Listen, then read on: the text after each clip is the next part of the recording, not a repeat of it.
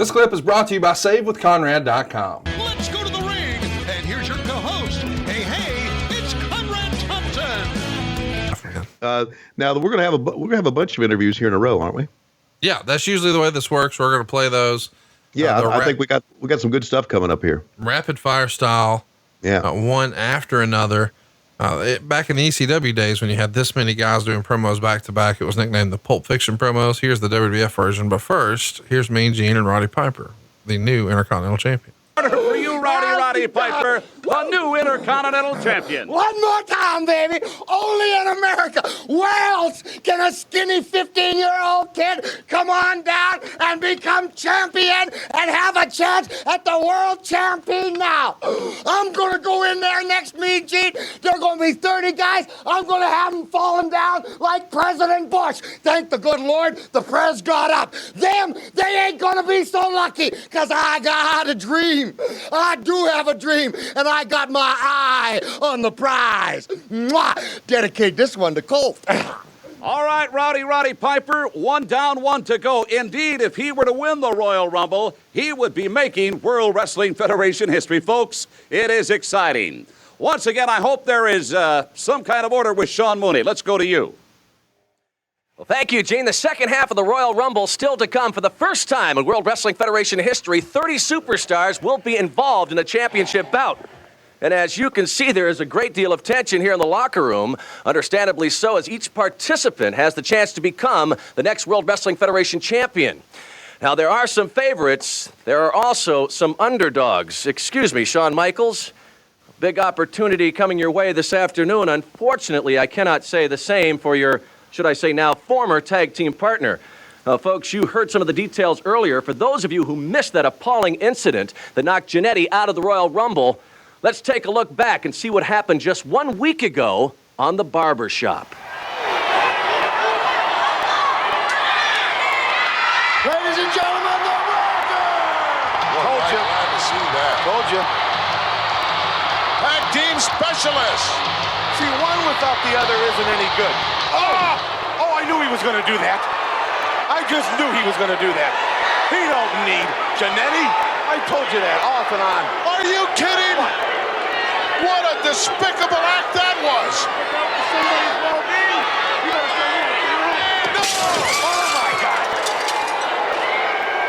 God. Shawn Michaels, I have to say that was one of the most heinous acts I have ever witnessed. You know, I don't know what the big deal is. Think about it, Jannetty. I saved you 29 other beatings.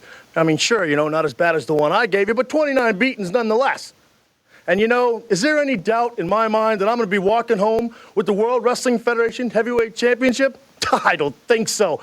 Now everybody is going to find out what Shawn Michaels has known all along, that he is without a doubt the hottest thing the World Wrestling Federation has ever laid eyes on. Really, the only thing on the mind of Shawn Michaels is the World Wrestling Federation Championship. Let's go back out to ringside. And now let's join his lordship, Alfred Hayes. I've managed to get myself into the dressing room of Ric Flair for this Coliseum video exclusive.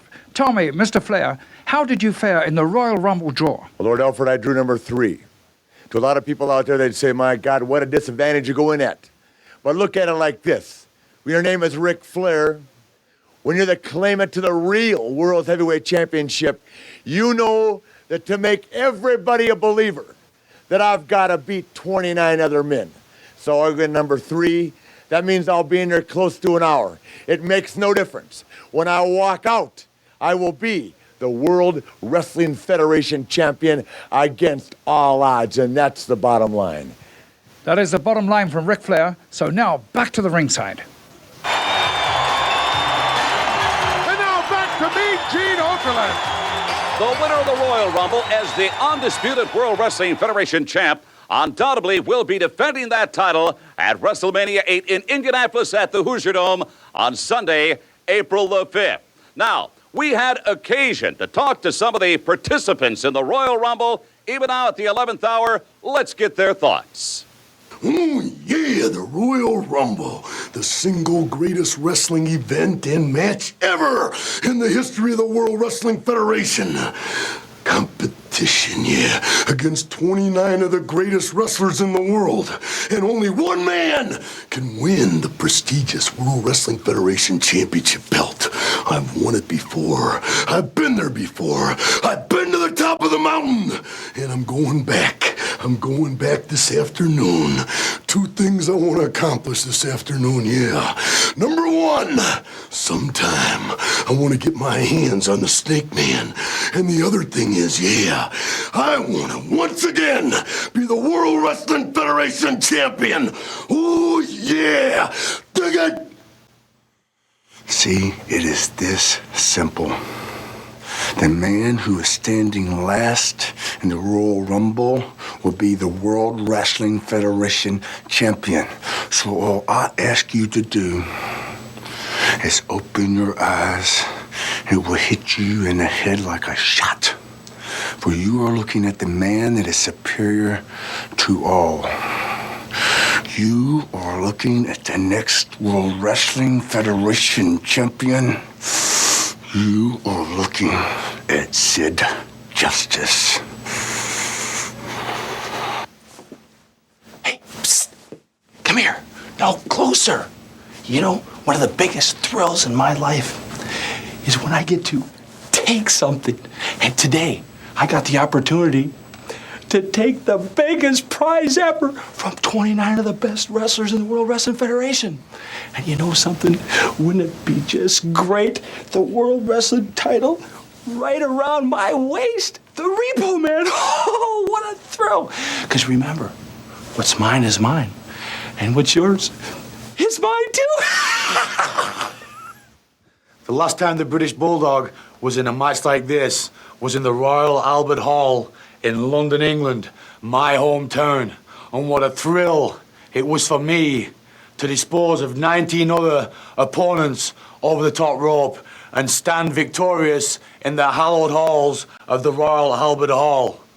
But what a bigger thrill it's going to be this afternoon when the British Bulldog steps in the Royal Rumble and disposes of 29 other opponents and gets the World Wrestling Federation Heavyweight Championship belt around my waist.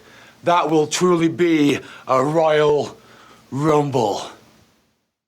They say you can't always get what you want, but I've always been able to get what I need. This afternoon, the World Wrestling Federation Championship belt is on the line. For 29 other men, it's going to be a big disappointment. I would never disappoint myself. You, I don't mind. And Savage, believe me when I tell you, I'll be waiting for you. Yeah, I'll save some for you. And I'll have just enough left to walk out with that title around my waist. Trust me. You're looking at the next World Wrestling Federation champion. You're looking at the man who rocks the cradle. Mirror, mirror on the wall.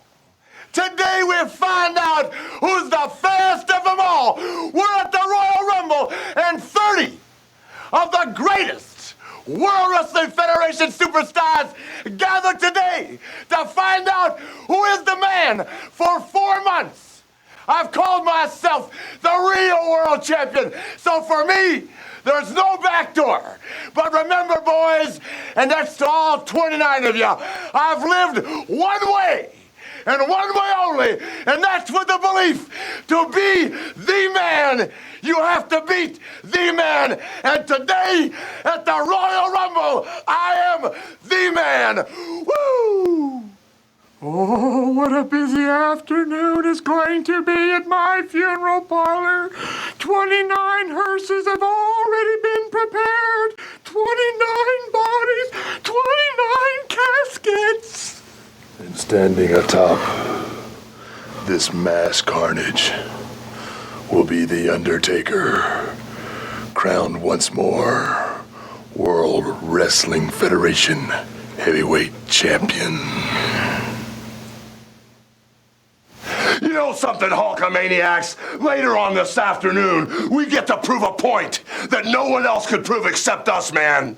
In one given afternoon, we're gonna prove to the whole world the power of Hulkamania. We're gonna prove that we can beat all 29 other superstars in the World Wrestling Federation to get our WWF title back.